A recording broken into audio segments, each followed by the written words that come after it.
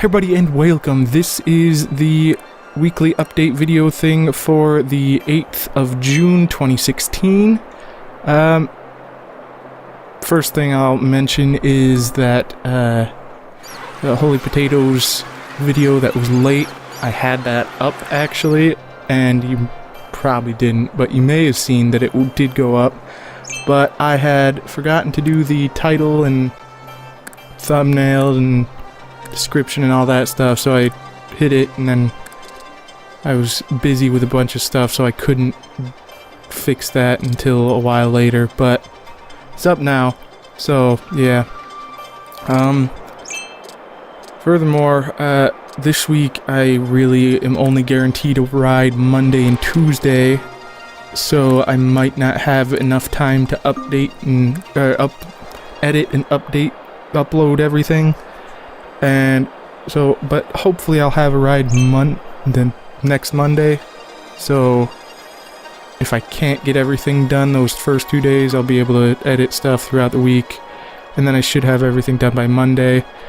And also, if I don't have a ride Monday or Tuesday of next week, then there won't be an update video, obviously, for obvious reasons.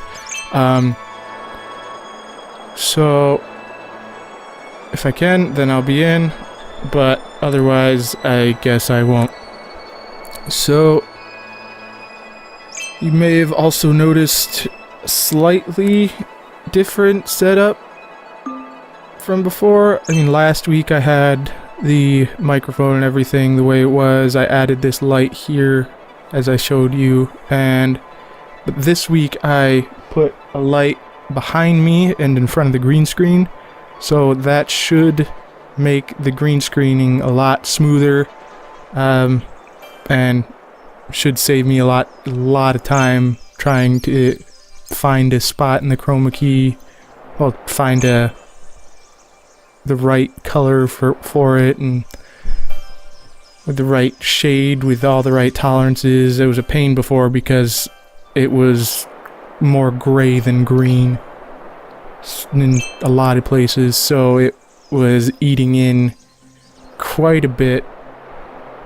So, you know, like in the hair, hat, back of the chair, it would kind of encroach in, so that stuff would just kind of be disappearing in random spots throughout the videos. Hopefully that should, for the most part, from the testing that I've done, it's a lot better now, a lot easier to do, it looks a lot better.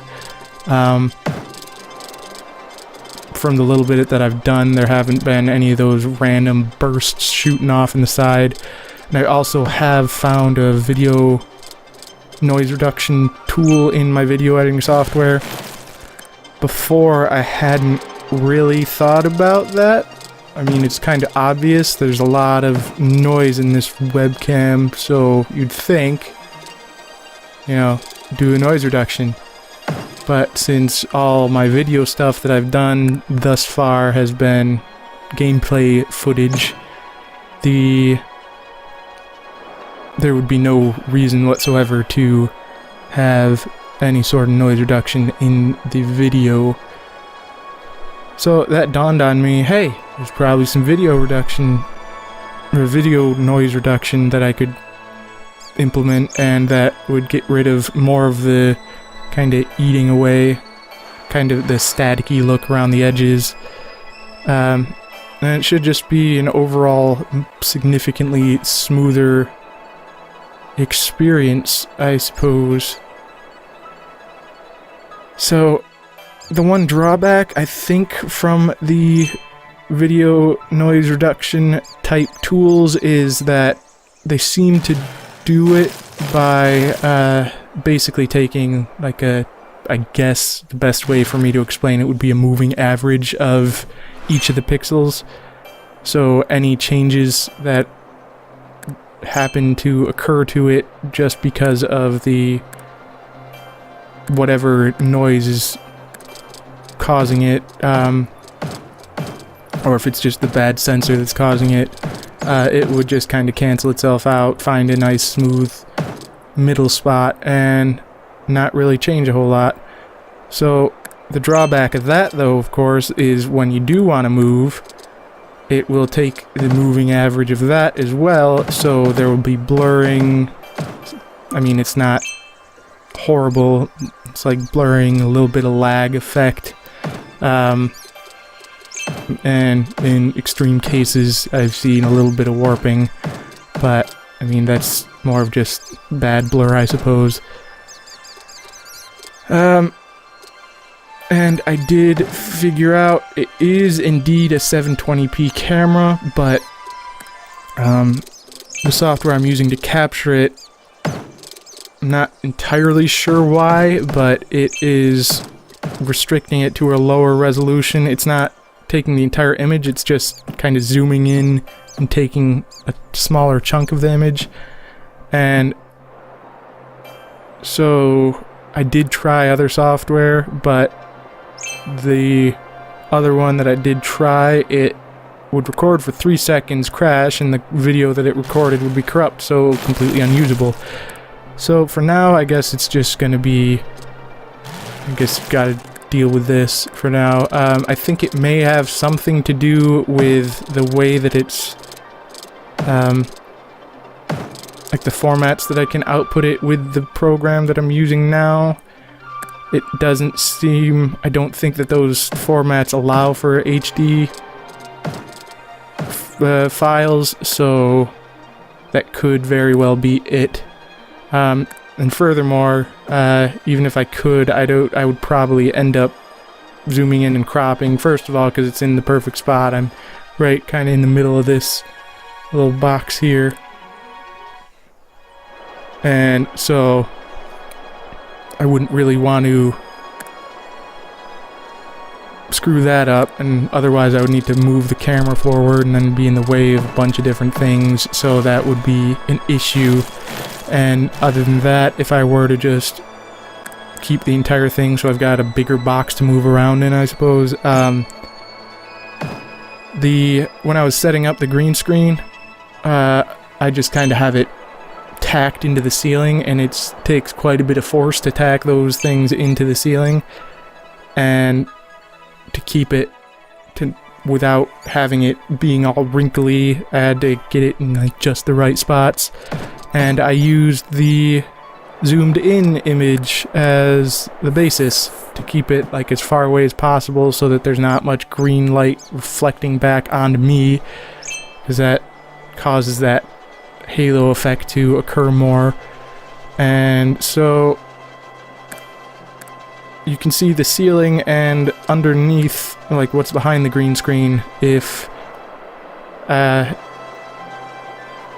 use the full image. So I'd rather not need to spend like an hour or so or more trying to tear that back down and put it back up. So yeah, I'm kind of okay with it zooming in.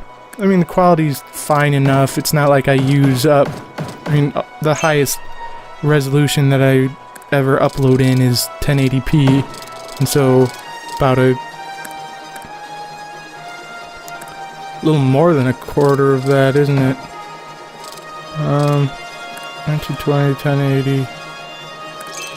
Yeah, because that'd be 1280 by 720. So yeah, that's more than a little quarter of the box, and I use significantly less than that, so it's not like, unless I zoom in on it, it's not like it's going to make any significant difference to that. So yeah, whatever.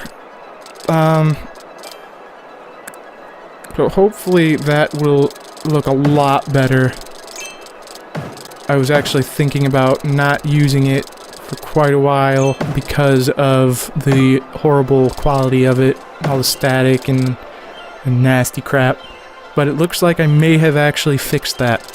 I still haven't figured out how to, well, what that problem was with the audio though, rendering from the new version of my video editing software, so I am just editing it in the new version, outputting the video and then a WAV file or WAV file, and then just opening up the old version, opening up the two of them, and then just slapping them together. And because it's already been the video's already been rendered, it takes like 10 seconds to spit that one out, so it's not really too big of a problem. It's like another minute tacked on top, so I'm fine with that. Another improvement to my setup that I'm planning on doing during this week that I won't be on campus, I'm gonna try to make some soft boxes for these LEDs, because they are bright, first of all. So this one here, hopefully, hopefully I can, it won't be as extremely intense on the retinas when I accidentally glance over and look at it. But more importantly, there's a lot of light that kind of goes behind the stuff, so I would like to kind of coat the inside with a reflective thing so that rather than sending the light out in all directions, it would just shoot it out in the one direction. So I'm not sure if after softening the outgoing light, if it would be worse, but hopefully it does seem contradictory, but I think that it will be soft enough to kind of look at, but also intense enough to improve the kind of color and quality of the camera image, hopefully. And there is also this light kind of sticks out here, so I don't know if you can tell. I think that quite a bit of light just goes directly from that to the camera itself, kind of whitewashing everything. So hopefully that'll fix that, and then the one behind me, I'll have it kind of direct it in a more, just a better directional spread, I guess, up onto the green screen. And hopefully that'll reach nicely if I shape it properly. And then the green screen would hopefully be even better than it is now. So, yeah.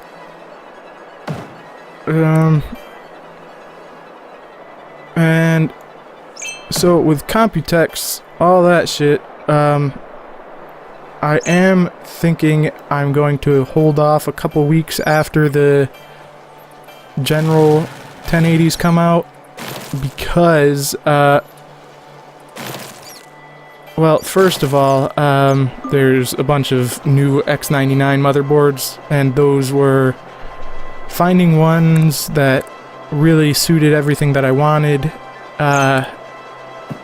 without being absurdly expensive, and even not being absurdly expensive. There were only a couple, well, I mean, I didn't really look at too many of the really absurdly expensive ones, but most of them, the vast majority of them, didn't have USB 3.1, which is a significant step up from USB 3.0, so I would like to get something with 3.1, but, I mean, it's an X99 board, and I'm getting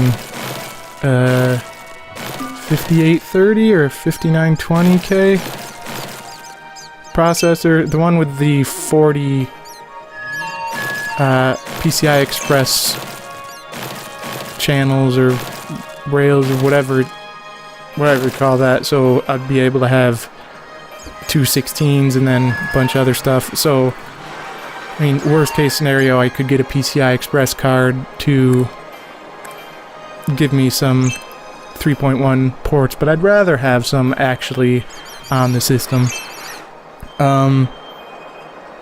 Especially front panel would be nice, but I might need to find a different case then. Huh. Well, anyways, aside from the X99 motherboards, there's the more important one that I really want to wait for, and the reason that I said a couple weeks after the 1080s come out is the Corsair Hydro Graphics or GFX, or the Seahawk GTX 1080. It's like it's like a collaboration between MSI and Corsair. So Corsair apparently doesn't do graphics cards because in order to do them you need to have, well, the agreement that you need to sign with NVIDIA is to do to make cards for all the ranges, like low-end cards, high-end cards, mid-range cards, and Corsair just wants to do stuff with the high-end cards. So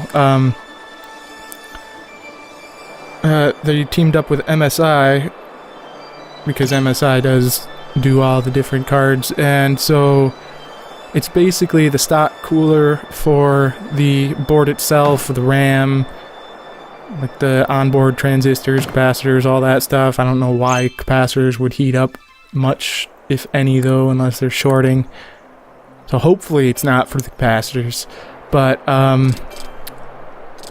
then the GPU itself has a Corsair water cooling system. So there's the onboard fan with, I believe it's the rear blowing fan that blows out the back of the computer, so you don't need to worry about the inside getting hot. And then a self-contained, you might even be able to connect it to a larger system, but so that just comes out of the graphics card, and it's got the radiator, the fan, all the stuff that you need, or from the looks of it, hopefully. I don't want to need to buy anything else, but if that's not too expensive, if I can't afford it, then I'll get that. Apparently those things, they did a 980 Ti for that, apparently, and apparently they were fantastic, so that would be good.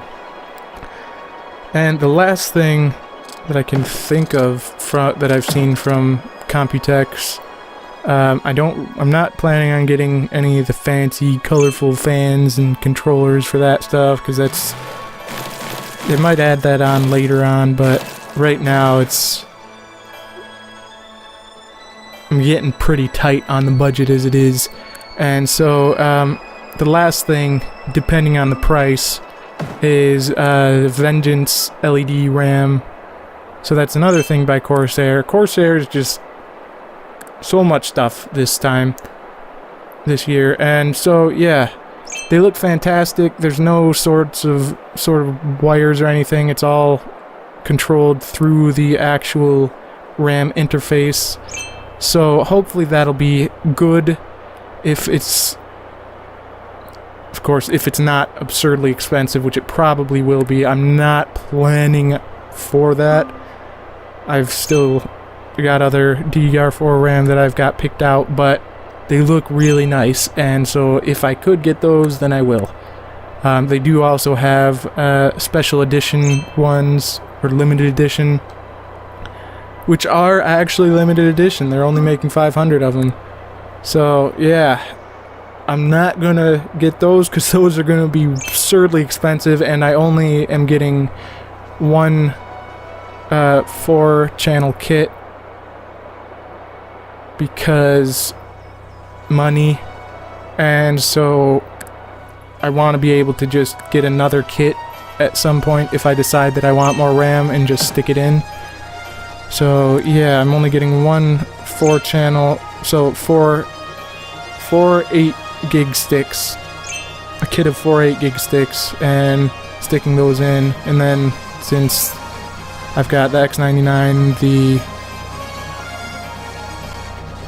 a sufficient processor picked out, I'll be able to stick in 4 more without any problem. So those 4 that I'm using now, it's a 4-channel system, so each one of those, it's not like it cycles through them, it can use all of them, which is fantastic and super fast. It's gonna be great. So I guess that's everything for now.